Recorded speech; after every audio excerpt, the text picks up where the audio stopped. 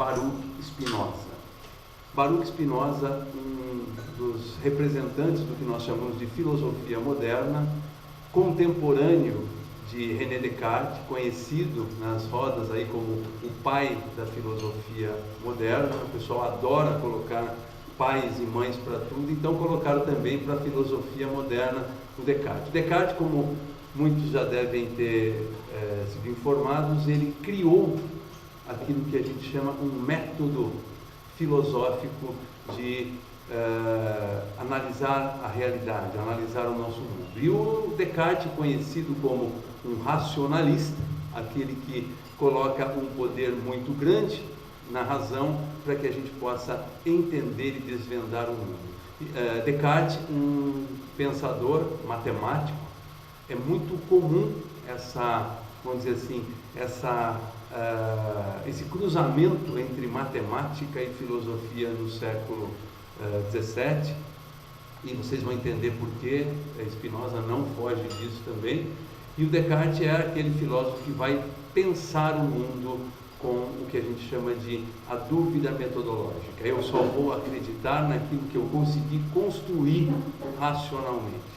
E Descartes cria um método, Descartes cria a visão de o que é pensar racionalmente. E Spinoza vai ser aquele sujeito que vai radicalizar e vai fazer isso, vai levar isso até as últimas consequências. E vocês vão entender por quê.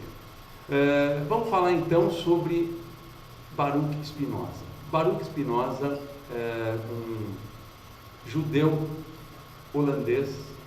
É importante que a gente entenda, antes de começar a falar sobre o pensamento de Spinoza, sobre a vida desse pensador.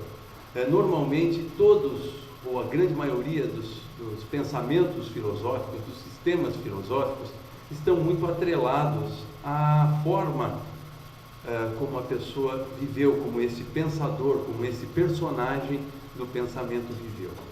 Spinoza participou, apesar de muita gente dizer que não, ele participou ativamente do seu tempo. E o seu tempo foi marcado por uma série de problemas, não só dentro da Holanda, onde ele vivia, mas também em termos da comunidade a que ele fazia parte, a que ele pertencia. Spinoza, filho de uma família de judeus nascidos, eles eram de Portugal, os seus pais mudaram para Portugal quando a Espanha começou a perseguir o povo judeu. A Espanha, que tinha uma política colonialista, começou a perseguir os judeus com o objetivo claro de confiscar os seus bens, justamente para usar neste investimento do outro lado do mundo. Pois bem, esse pessoal sai da Espanha e recebe acolhida em Portugal. E o rei de Portugal, anos depois, faz a mesma coisa e começa a perseguir muito, com mortes, com deportações. E o pai de Spinoza, o Miguel Spinoza, ele resolve emigrar. Ele vai embora, ele passa por Nantes, uma cidade francesa, e depois ele, vamos dizer, fixa domicílio na cidade de Amsterdã. Na cidade de Amsterdã, por razões econômicas, como sempre acontece, tinha dado uma grande abertura aos judeus que estavam fugindo dessa perseguição na Península Ibérica. E ele é bem aceito, ele é um homem do comércio, muito bem relacionado dentro da comunidade. O Miguel Spinoza começa a ter realmente bastante sucesso dentro dessa nova cidade. E aí nasce Baruch Spinoza em 1632 e, como era de praxe, começa a ser preparado para seguir os negócios da família. Os negócios da família, seu pai era um comerciante muito bem sucedido e, obviamente, vai preparando esse menino para ser um sucessor nos seus negócios. E, como também era de praxe, ensina um ofício paralelo.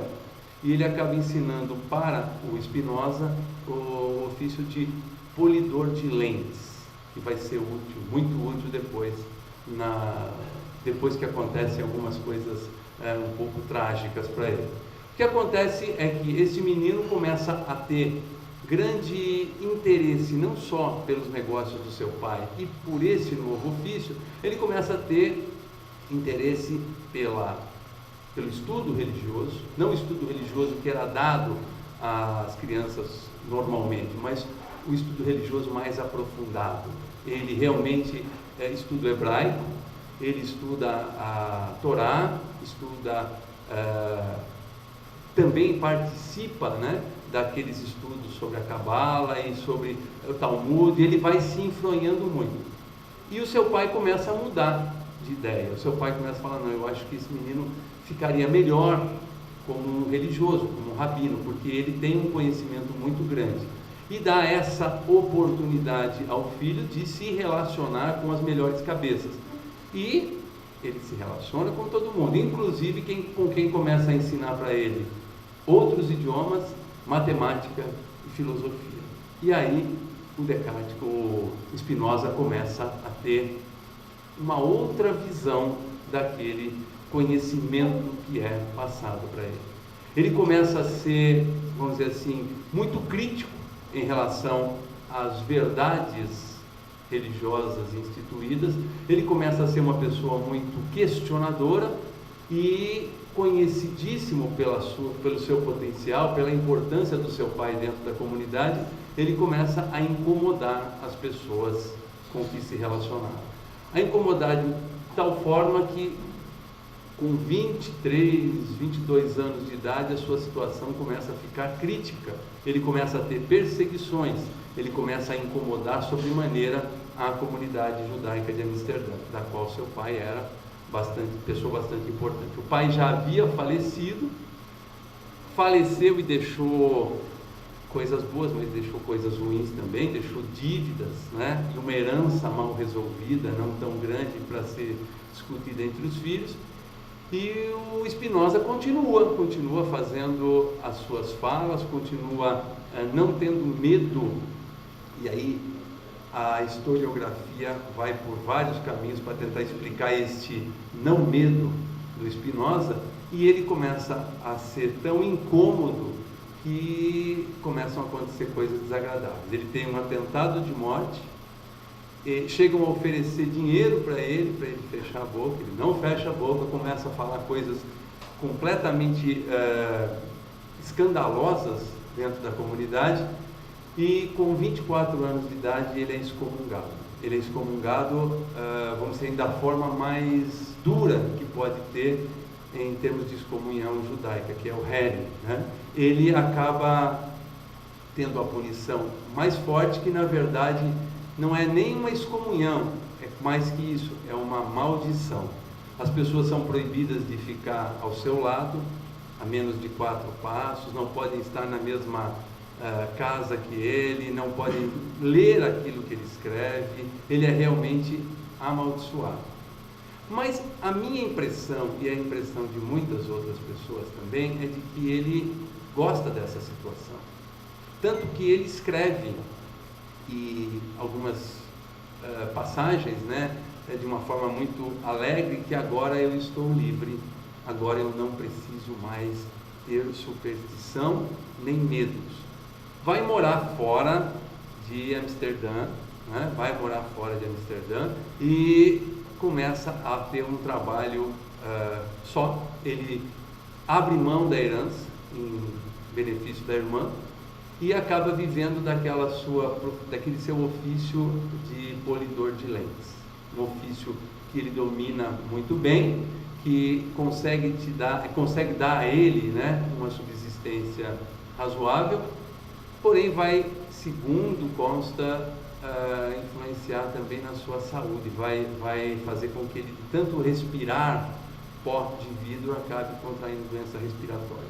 Ele morre com 44 anos de tuberculose. E dizem, né, as pessoas que analisam essa história mais a fundo, que pode ser realmente que a causa tenha sido esse pó de vidro que ele havia respirado. E a pergunta que sempre vem, e é isso que a gente vai começar a falar agora como primeira incursão pelo pensamento do Spinoza. Qual foi esse grave escândalo que ele cometeu dentro da religião judaica, né, que fez com que ele fosse excomungado. Pois bem, é interessante que o Spinoza, ele tem uma religião, uma educação religiosa desde cedo, e ele busca desde cedo compreender Deus.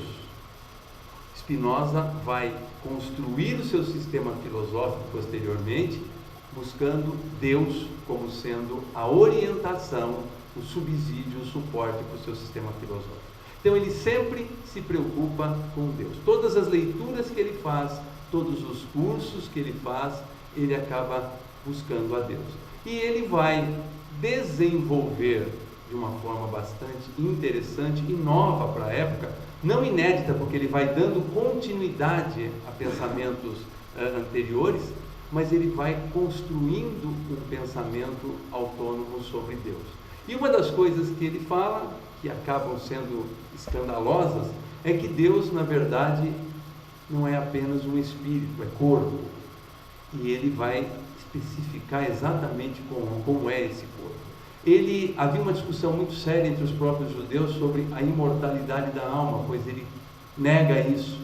Ele fala uma coisa bastante difícil de ser assimilada na época, que a leitura das Sagradas Escrituras deve ser crítica, porque elas foram escritas por pessoas que não possuíam informações científicas, não possuíam saberes filosóficos, eram textos que tinham necessidades políticas, necessidades morais e principalmente, uma das coisas mais sérias que ele fala, toda essa moral vinculada à religião nada mais era do que um aparato de poder e submissão.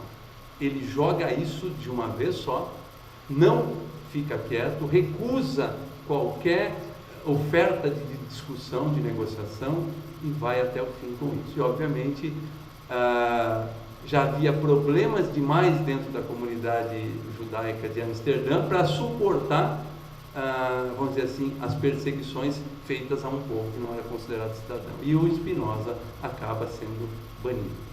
E qual é este pensamento que ele vai estruturar? Depois de, fora dessa condição de religioso, ele fez, na minha visão, o possível para sair desse contexto, para poder ter liberdade para produzir. E aí ele começa a produzir. Vocês talvez escutem muito falar por aí que Spinoza viveu recluso, fechado, não se relacionava com as pessoas. Isso é um equívoco. Ele realmente foi viver sozinho, não se casou. O único intento de formar uma família, o único intento de se casar, ele não se concretizou, porque o pai da moça era um cristão e falou: não, para você casar com a minha filha, você tem que se tornar cristão, tem que se converter. O Spinoza não quis, obviamente, ele não estava saindo de uma religião para entrar na outra, ele queria justamente não ter esse vínculo com verdades para poder desenvolver a sua. Então ele não se casou nunca, mas ele não viveu recluso, ele recebia pessoas muito importantes, ele recebia pessoas ligadas às matemáticas, ele recebia visita de Leibniz, ele era amigo do premier, né, do pensionário da Holanda, o De Witt. Ele era amigo dessas pessoas muito influentes na política, nas artes e também na ciência e na filosofia. Só era uma pessoa que vivia sem família. E aí muita gente diz que o Spinoza viveu realmente fora da sociedade. Não, era uma pessoa muito integrada no seu tempo.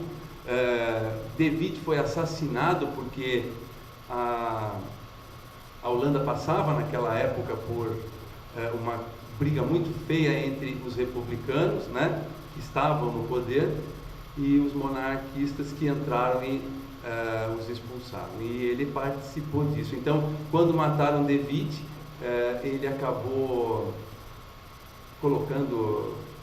fazendo um cartaz, escrevendo assim: os últimos brutos, né? Os últimos brutos. E as pessoas não deixaram que ele colocasse, porque provavelmente seria morto, estava entrando numa guerra, não era uma pessoa, definitivamente não era uma pessoa alienada, era uma pessoa muito participante no seu tempo, porém sozinho. Ele recusou inclusive uma cadeira de professor em uma das grandes universidades da Holanda, justamente para não precisar se vincular a nada. O seu pensamento e a sua investigação estavam em pleno curso e ele não queria que nada atrapalhasse. Escreveu obras que se tornaram famosíssimas, apesar de que não tanto na sua época. Ele escreveu 2 livros em vida e o resto foi publicado depois que já havia morrido, tendo um reconhecimento apenas 100 anos depois da sua morte. Ele escreveu um livro chamado Tratado Teológico Político, escreveu Reforma do Entendimento, do qual a gente vai falar um pouquinho, e a sua obra-prima foi justamente Ética Demonstrada segundo a Ordem Geométrica. Eu não estou equivocado, o livro chama-se Ética Demonstrada segundo a Ordem Geométrica. Ele, como bom, tem um filme que diz que ele era o apóstolo da razão, né? Spinoza escreve este livro, escreve todo um tratado sobre a ética, sobre o comportamento humano, e deixa dentro desse livro a sua visão cosmológica, metafísica, aos moldes do texto de um livro geométrico. Assim como se deduzem as propriedades de um triângulo, ele deduz tudo sobre o comportamento das pessoas, tudo sobre a essência humana, tudo sobre Deus e a natureza. É um livro que, se você começa a ler e se dá assim o direito de começar a acompanhar um texto que vai colocando pressupostos, assim como Euclides colocava nos seus livros, no seu livro de geometria, nos elementos, se você começa a acompanhar, você fica apaixonado. Por quê? Porque ele cria uma ética objetiva a partir de uma visão de demonstração o tempo todo, como o pensamento racional assim pede. E o que é que o nosso amigo Spinoza escreveu de tão interessante? Eu vou fazer vamos dizer assim, um sobrevoo no pensamento de Spinoza, porque ele é cheio de detalhes, ele é cheio de minúcias. A gente vai abrir depois para conversar, para tirar dúvidas, para perguntas, e aí a gente pode aprofundar. Eu vou dizer para vocês aspectos desse pensamento de forma geral. A primeira coisa, o que é que o pensamento de Spinoza quer? Qual é o objetivo de Spinoza a ser um pensador, um escritor?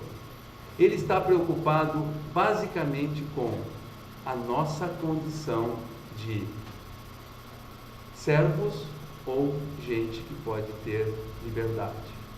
Ele está preocupado com a superstição, o que ele chama de superstição. Ele está preocupado com as pessoas vivendo de uma forma servil, em nome de uma moral, em nome de uma verdade, em nome de preceitos que a sociedade, na religião, na política, na ciência, no pensamento, na filosofia. Spinoza foi um daqueles filósofos que não agradou aos filósofos também. Eu estive falando sobre Nietzsche aqui. Nietzsche era odiado pelos filósofos, pois o Spinoza, bem antes de Nietzsche, também já tinha tido esse privilégio. É um daqueles sujeitos que, por onde ele vai, ele arruma desafetos. E esse desafeto vem justamente porque ele vai pensar o mundo de uma forma diferente. Então, sempre ele esteve preocupado com a nossa condição de submissos, com o medo, com a esperança desenfreada em coisas que a gente não pode controlar. E de onde vem essa condição de superstição que o Spinoza aponta? O Spinoza vai dizer assim: a falta de conhecimento do ser humano, do seu mundo, faz com que ele crie pavores, faz com que ele crie medo e faz com que imediatamente ele crie situações paliativas, que ele crie compensações para isso.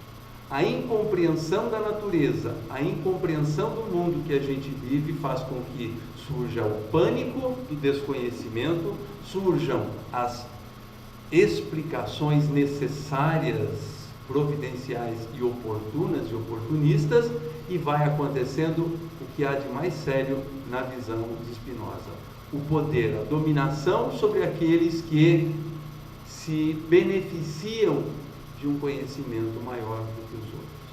E isso era uma coisa que ele queria entender. Ele queria entender se o homem tinha alguma condição de ser livre, se o homem tinha alguma condição de poder ter uma vida melhor dentro da política, dentro da educação e na sociedade como um todo. Por que me interessa o pensamento de Spinoza? Porque uma pessoa que viaja por todos os campos, uma pessoa que viaja pelo campo das matemáticas, que viaja pelo campo das explicações religiosas e faz da filosofia algo absolutamente radical. Ele não vai, a postura dele como filósofo vai muito próximo do seu sistema, do seu desenvolvimento. Pois bem, e o que esse sistema filosófico diz? Então eu vou fazer para vocês agora uma rápida passagem pelo pensamento metafísico, se é que a gente pode chamar de metafísico. Eu vou falar um pouquinho da questão epistemológica e eu vou finalizar com o grande anseio, com a grande preocupação de Spinoza, que é saber se nós podemos ter alguma liberdade, se nós, seres humanos, podemos ser livres de alguma maneira. Pois bem, ele começa chocando, ele começa arrebentando, logo de cara dizendo que Deus não é uma entidade transcendente, não é um ser pessoal, não é alguém que todo-poderoso, onipotente, onisciente, separado do nosso mundo, que nos cria, nos observa e decide a todo momento o que nós estamos fazendo. Ele que fora formado nessa visão, ele rompe com tudo isso. E ele diz algo novo. Não novo completamente, porque a visão dele já era objeto de especulações. Descartes havia dito que existiam duas substâncias. Eu estou usando a palavra substância vem desde Aristóteles. Substância é aquilo que ocasiona todas as coisas, aquilo que forma todos os corpos, todos os seres, todos os entes. Descartes dizia que havia duas substâncias: o pensamento e a extensão. Vejam que substância não é algo material. Substância é aquilo que dá forma, entendimento, razão a tudo que existe. E Descartes dizia: existem duas substâncias no mundo. O mundo é formado por pensamento e extensão. Spinoza vai contra isso. Spinoza diz: existe uma substância que é Deus. Deus é a substância.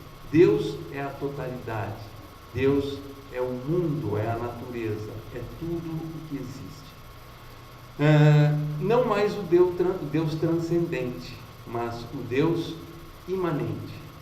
Deus que não está criando o todo, Deus que é o todo. Deus que é capaz de formar, é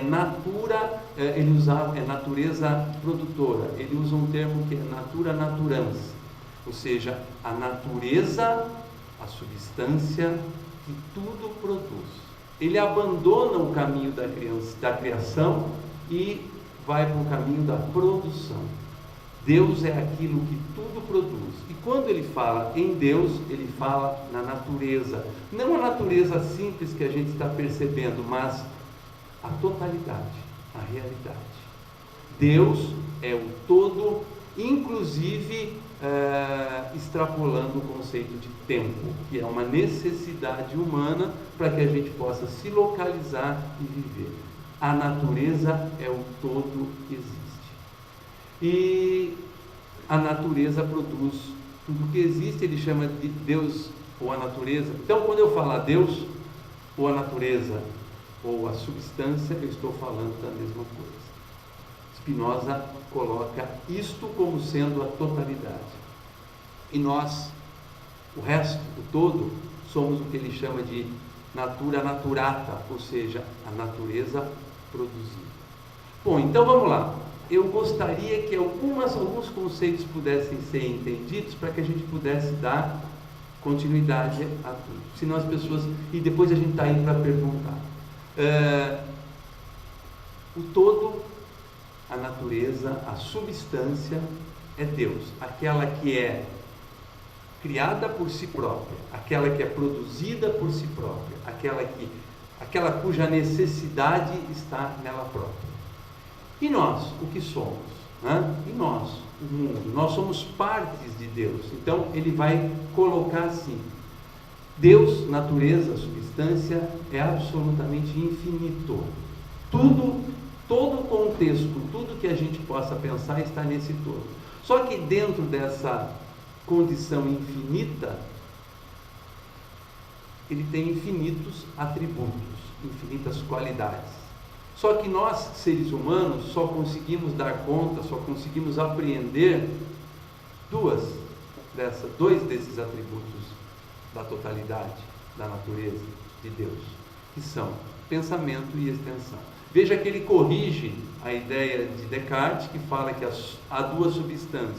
Ele fala, não, há uma substância, e aí o termo substância, aquilo que está acima de tudo, que engloba tudo, faz mais sentido. E ele diz, este ser, essa substância, ela tem infinitos atributos. E nós só conseguimos perceber dois, pensamento e extensão. E nós o que somos nesta substância? Nós somos modos dessa substância. Modos dessa substância. Eu vou dar uma explicação parecida com a que ele dá, para que a gente possa entender. Eu sou parte do todo, eu sou parte da natureza, eu sou parte de Deus, eu estou em Deus. Mas quem sou eu? Eu sou uma modificação desse todo. Ele chama exatamente pelo modo. Nós somos modos da substância. Uma vez me pediram para dar um exemplo. Como eu posso ser modo de uma substância maior? Então, uma ideia interessante é um oceano, né? O oceano é um todo, não o oceano que está aí, mas vamos fazer uma analogia. O oceano é uma coisa única, ela é uma coisa só, e o tempo todo as águas estão se mexendo, as águas estão se movimentando, formando ondas, formando vãos, formando montes, montanhas de água, e são os modos que essa substância ocupa. Você pode falar modo como modificação, como modalidade. Nós somos uma manifestação deste todo, dessa substância, em forma humana, em modo humano. Então, ele rompe completamente com a ideia de um Deus transcendente e a natureza passa a ser o todo. E nós somos um modo, uma modificação, uma modalidade deste todo. E como é que é a nossa vida? Vou falar de uma forma bem rápida. Tudo isso se encontra no seu livro Ética Demonstrada segundo a Ordem Geométrica, minuciosamente demonstrada, com proposições, corolários, etc. Nós somos corpos. Spinoza diz que a nossa vida no mundo é o encontro dos nossos corpos com outros corpos. Eu estou o tempo todo me encontrando com outros corpos, eu sou um corpo. Estou usando, vamos dizer assim, a terminologia spinozana. Nós somos corpos que o tempo todo estamos nos encontrando, estamos nos relacionando. E quando um corpo se relaciona com o outro, ele afeta o outro corpo. Afeto não quer dizer nenhuma coisa afetuosa, nem algo que te afeta, algo que causa mal. Afeto é o efeito que algo que não sou eu causa em mim. Quando eu me encontro com alguém, me relaciono com alguém, existe algo que me afeta. E isto é o que acontece no encontro de todos os corpos. Eu sou um corpo, quando eu me relaciono com um de vocês, eu estou me relacionando com outro corpo. A todo momento eu estou sendo modificado, estou modificando estes corpos que estão se relacionando comigo. A todo momento a minha vida é produzida pelo meu encontro com outros corpos. E o que isso representa dentro do nosso contexto? Alguma coisa muito importante. Como vocês sabem, um sistema filosófico, ainda mais um sistema filosófico tão rigoroso, ele tem que ir se concatenando. Por isso que o Spinoza parou de se relacionar com as comunidades e se vincular à religião, à universidade, porque ele queria pensar livremente. Então, ele construiu essa teoria de uma maneira extremamente racional. Se os nossos corpos estão se relacionando a todo momento neste mundo e a nossa vida está sendo formada, moldada a partir desse encontro, a todo momento nós estamos tendo a interferência dos outros. Concordam comigo? A todo momento eu tenho o meu querer, mas eu tenho a participação do encontro com o outro corpo. Onde eu quero chegar com isso? O Spinoza diz que nós somos ação e paixão. O que é ação? Ação é aquilo que eu consigo produzir pela minha vontade. Paixão é aquilo que vem de fora de mim. Então, as ações são as coisas, são as decisões, são as vontades, são as consciências que eu tenho.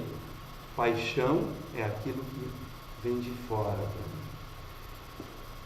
Se as coisas são determinadas na minha vida por aquilo que vem de fora de mim, então eu não sou construtor da minha vida sozinho. Concordam comigo, pessoal?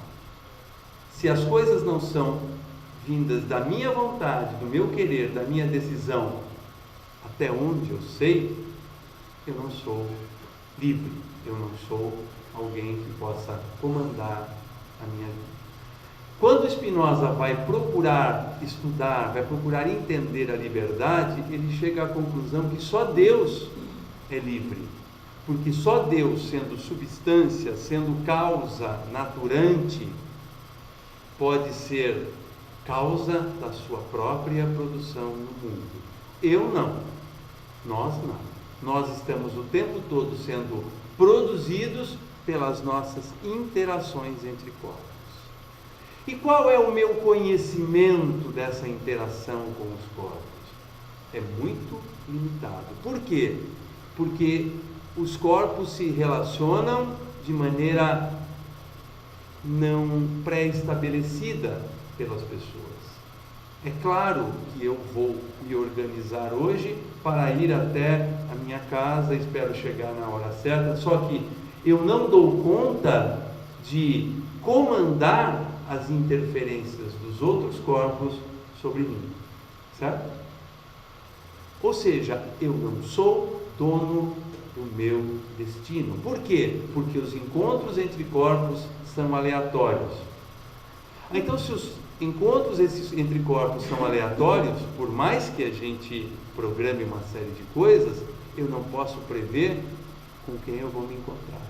Eu não posso prever os afetos que eu vou ter. Não se esqueçam, nós somos seres de ação e somos seres apaixonados. Seres que o tempo todo estão recebendo afetos de quem a gente nem sempre esperou receber.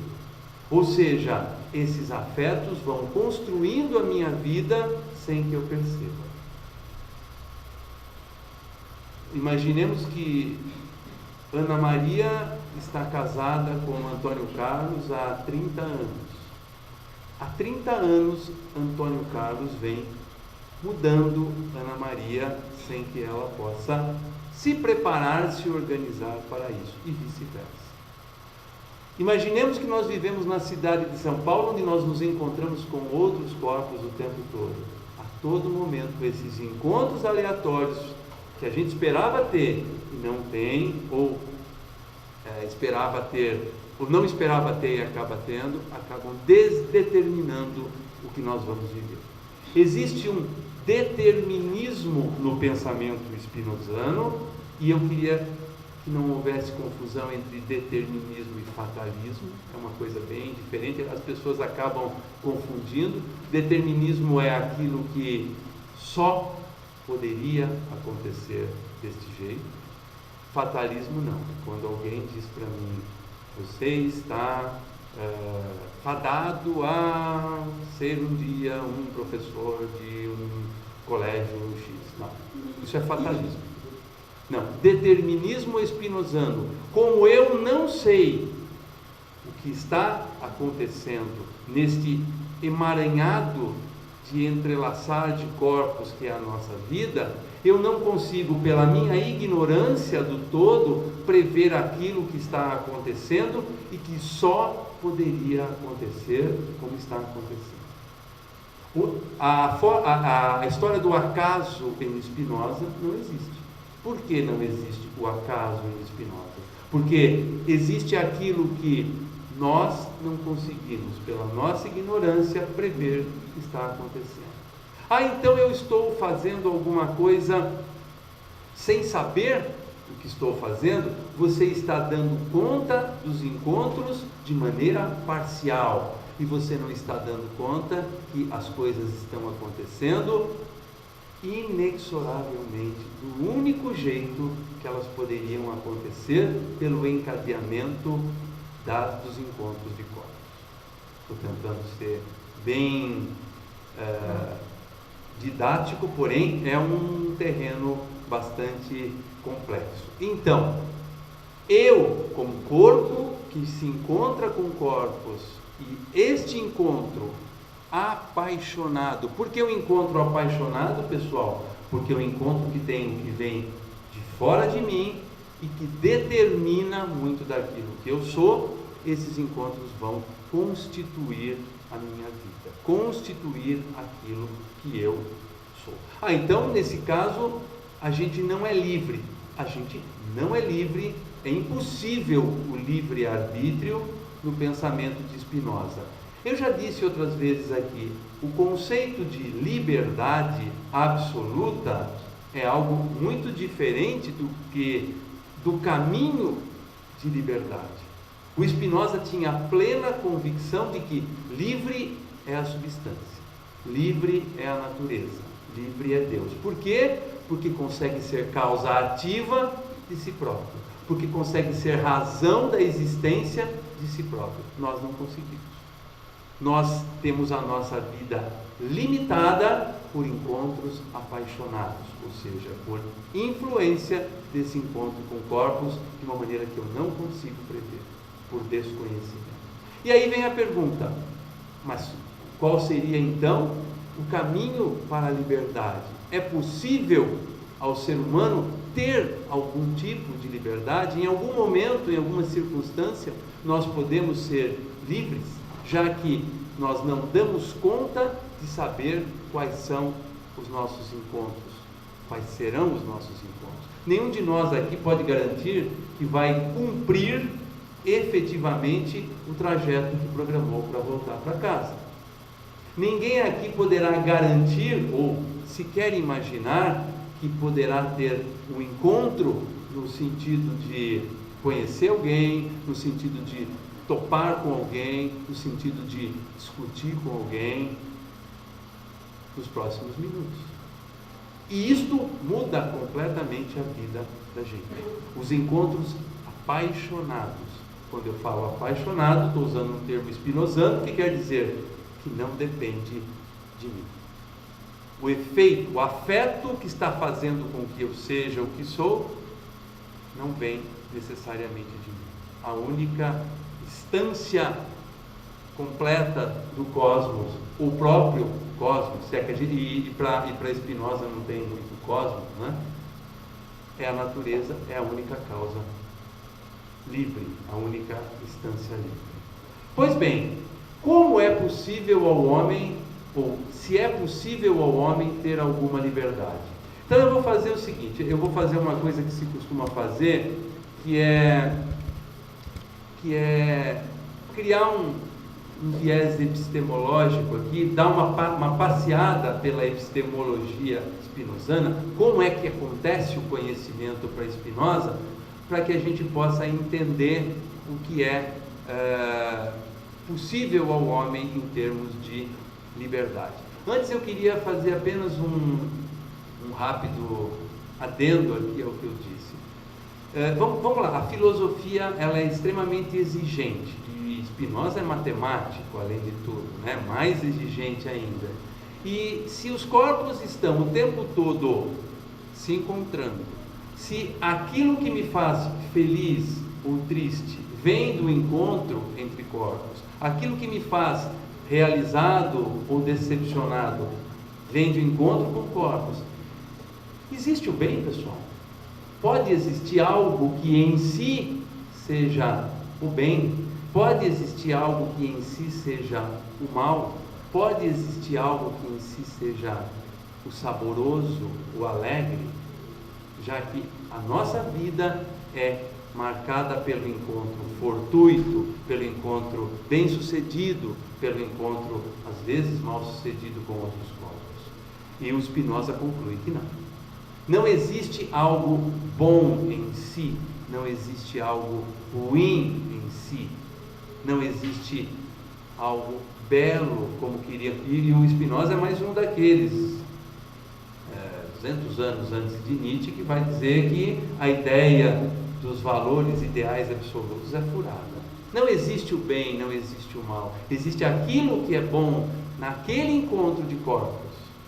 Se vocês estão comendo alguma coisa que está gostosa aí, o Spinoza iria dizer: isso não é gostoso. Bom para você está sendo o encontro entre este seu corpo e isso que você está comendo.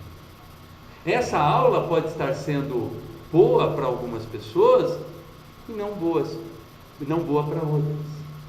Porque não existe a aula boa. Não existe a música boa. O Spinoza dizia: uma música pode causar um efeito de melancolia em alguém e um efeito de profunda animação em outras pessoas. Então ele rompe com verdades do tipo absolutas, né? Como o que é o bem, o que é o mal. Ele vai relativizar isso. Por quê? Porque ele vai dizer tudo vai depender do encontro de corpos. Qual é o que está me afetando quando eu estou assistindo essa aula? O que está me afetando quando eu estou tomando essa coca, que hoje está tendo um efeito sobre mim, ontem pode ter tido outro. Então esse tipo de encontros que nós realizamos o tempo todo, eles vão nos trazendo alegrias, tristezas, eles vão nos trazendo satisfações, desapontamentos, não porque há situações, coisas que são em si boas, ruins, desagradáveis, não. As coisas são advindas do encontro entre os corpos. É importante dizer isso. Por quê?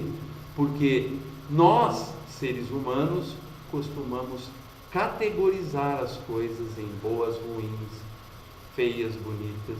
Isto, o Spinoza no século XVII já dizia, é um equívoco.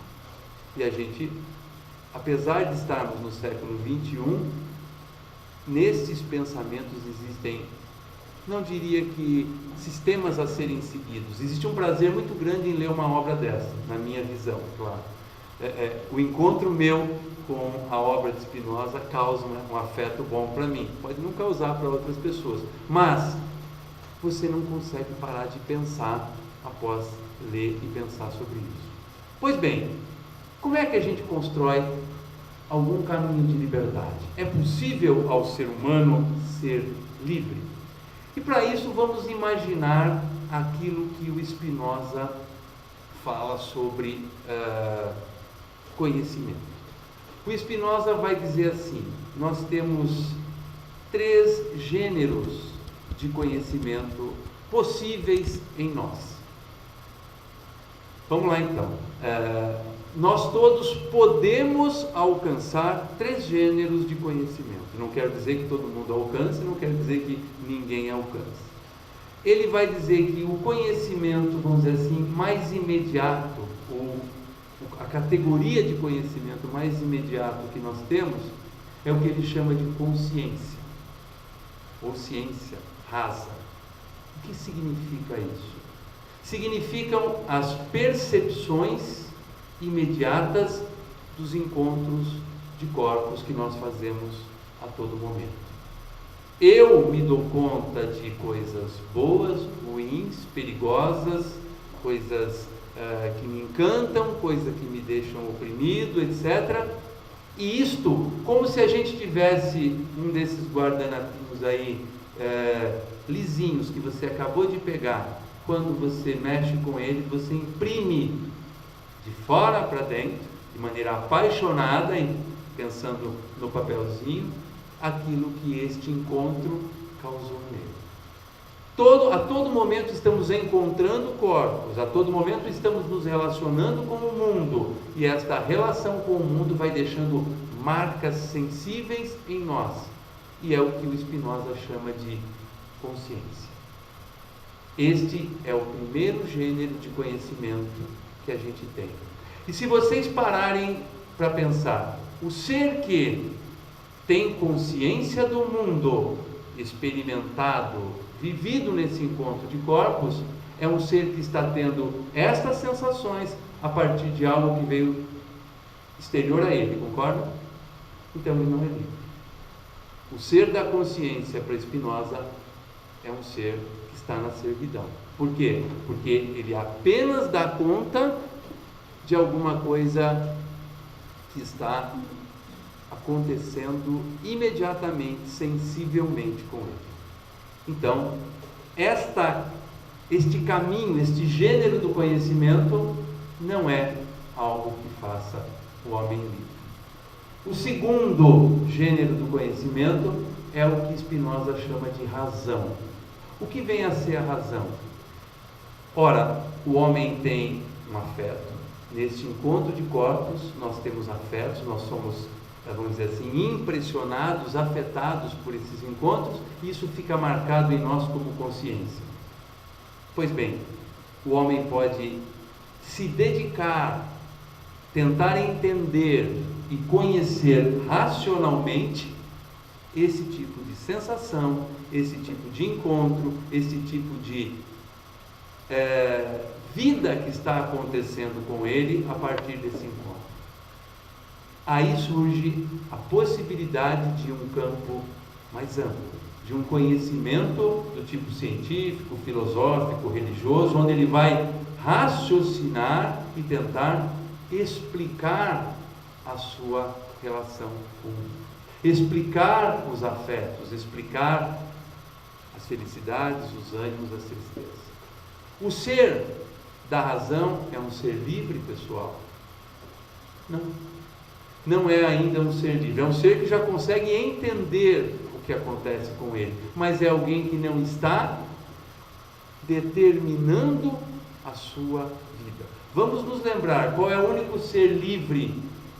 É a natureza, é a substância, é Deus. Por que Deus é o único ser livre? Porque Ele é o único que consegue ser causa da constituição da sua natureza. Liberdade para Spinoza é construção de natureza. Deus consegue construir a natureza. Então, nem o homem da consciência, nem o homem da razão consegue ser livre. Por quê? Porque em nenhum dos casos ele constrói a sua natureza. Num deles ele sente, percebe, no outro ele explica, mas em nenhum momento ele cria a sua natureza nesses dois gêneros. E ele vai falar no terceiro gênero, que ele vai chamar de ciência intuitiva ou conhecimento intuitivo, que é justamente a possibilidade humana de criar alguma coisa nova para a sua vida. Veja, eu não estou mais falando em entendimento, eu estou falando em invenção de uma vida diferente desta que eu tenho. Ah, mas você não vai viver inexoravelmente segundo um determinismo do encontro aleatório de corpos? Sim, entretanto eu posso querer encaixar nessa realidade uma forma de vida diferente. Eu posso querer mudar um pouco o meu rumo de vida. Ele compara muito com a arte, né? A arte não nos causa grande prazer quando ela fica na mesmice, né? Ele fala que esse tipo de criação tem que ser tão rigoroso quanto o conhecimento matemático. Por quê? Porque você vai ter a possibilidade de ver aparecer uma vida nova para você. Você vai conseguir? Não sei. O caminho da liberdade não é a conquista de uma vida nova, mas uma vida que a gente possa querer que seja diferente. O Spinoza, já no século XVII, tinha percebido que as coisas já estavam, vamos dizer assim, se tornando ruins, chatas. O homem estava girando em círculos em valores morais, em compreensão do mundo. Já no século XVII ele estava falando, as coisas já deram, tem que ser mudadas. E ele estava dizendo, o homem da consciência não é o homem livre, porque ele só sente. O homem da razão é o homem que procura, dentro da ciência, melhores caminhos para estruturar a sua vida. No campo da moral, um bem viver, mas ainda ele é servo de uma coisa que ele não consegue criar. Então, o homem que se torna, ou que vai procurando algum tipo de liberdade, não absoluta, obviamente, ele não tinha essa pretensão. Tanto que em Spinoza você nunca vai falar em liberdade do homem, mas em caminho da liberdade. O homem que é mais livre é o homem que vai criar uma vida diferente. Assim como se cria uma arte diferente, assim como se cria uma nova opção para a sua vida. Ele vai criar alguma coisa nova. E para isso nós temos essa capacidade que ele chama de ciência intuitiva ou capacidade de conhecimento intuitivo. O caminho da liberdade em Spinoza passa por querermos ser causa da nossa natureza. Nós somos modos de uma natureza, não é, pessoal? Nós somos modos da substância, nós somos um modo de Deus, segundo Spinoza. Pois bem, nós estamos com a possibilidade humana. Tem gente que, segundo Spinoza, não alcança esse estágio de transformar, criar, estruturar uma nova forma de viver, mas ele fala, é possível ao homem.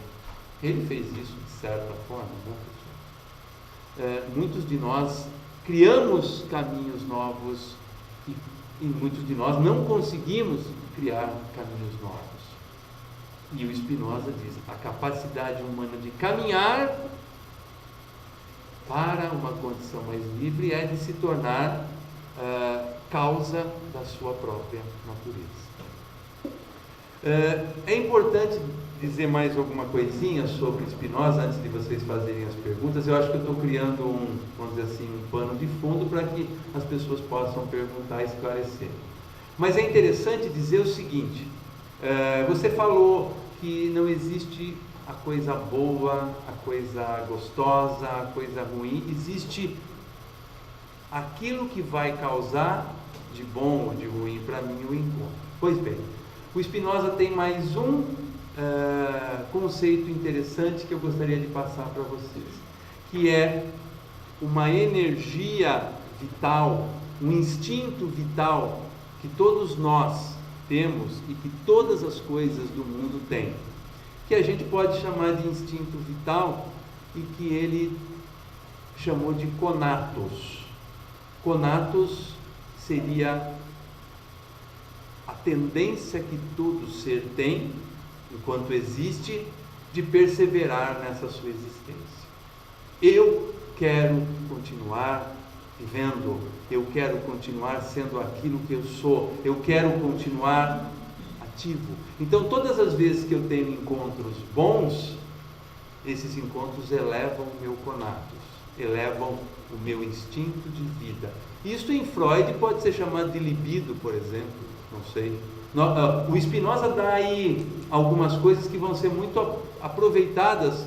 Hegel é um dos sujeitos que mais bebe nas fontes spinozanas, e outros pensadores do século XX, inclusive. Este tipo de instinto vital, quando a gente começa a perder, o nosso ser começa a deixar de ter a tendência de existir. Então, o conatos é todo corpo, todo ser, enquanto está em si, persevera na sua existência. E as coisas serão boas ou ruins para mim a partir do momento em que esse conatos eleva. Vocês devem estar pensando aí, com certeza, em encontros dos seus corpos com outros corpos, em que o seu conatos foi lá para cima, e encontros em que esse conatos ficou pequenininho, fraquinho, né? Pois bem, era isso mesmo. Não existe o bom, o ruim, o bem ou o mal. Existe algo que me eleva o instinto de vida. E vocês percebam que uma das tentativas do pensamento spinozano era acabar com superstições, acabar com medos, com fantasmas, com temores. E ele faz uma leitura de mundo que pode ser útil para a nossa vida, a partir dessa construção. Eu procurei falar, dar uma base, de uma forma com um linguajar bem, vamos dizer assim, bem cuidadoso, para não usar termos muito específicos, para que vocês tivessem aí uma ideia geral sobre o pensamento de Spinoza. Spinoza falou sobre educação? Falou, já pode comentar. Spinoza falou sobre política? Falou. Spinoza falou sobre uma série de coisas, e eu convido vocês, a, quando não tiverem aí com o conatos muito baixo, ler Spinoza. Spinoza é algo bastante interessante. Não dá para ser o mesmo depois de ler Spinoza que você era antes. Agora, vamos ter que nos dar o trabalho, em alguns minutos, de nos acostumarmos com a leitura de um pensador que escreve geometricamente, que escreve cuidando para que cada argumento seja absolutamente demonstrado, para que as coisas não se desencadeiem. Eu já tive a oportunidade de conversar com pessoas que me disseram assim: nossa, eu não acredito em nada do que ele fala, mas não dá para contestar uma palavra do que ele fala. É muito interessante. Eu acho que o grande desafio de hoje, dos nossos tempos, para quem é educador, como muitos de nós aqui, é fazer com que as pessoas pensem em si, no mundo e principalmente no seu pensamento. Por quê? Porque muitas das coisas desse mundo que a gente não consegue entender, explicar, nem mudar, podem estar escondidas dentro de nós, em forma de um instinto muito maior do que nós temos, que precisa de algum tesão maior, de algum prazer maior. E uma das coisas interessantes é a leitura de pessoas, de pensamentos como esses. Século XVII, pessoal, alguém que provavelmente não tem tanto interesse nas discussões da filosofia, vamos dizer assim, dos problemas estéticos, éticos e epistemológicos. Porque a filosofia, pessoal, o que é filosofia hoje? Tudo que era filosofia no passado virou matemática, física, biologia, química, direito, etc. Tudo que não foi ainda, tudo que não ganhou ainda um campo próprio é a filosofia. Então a filosofia hoje se interessa por ética, estética e teoria do conhecimento. Talvez Spinoza não interesse tanto a esses três campos da filosofia, mas a gente consegue pensar muito melhor quando a gente tem inspirações como essas. Obrigado pela atenção, e agora eu gostaria de abrir para as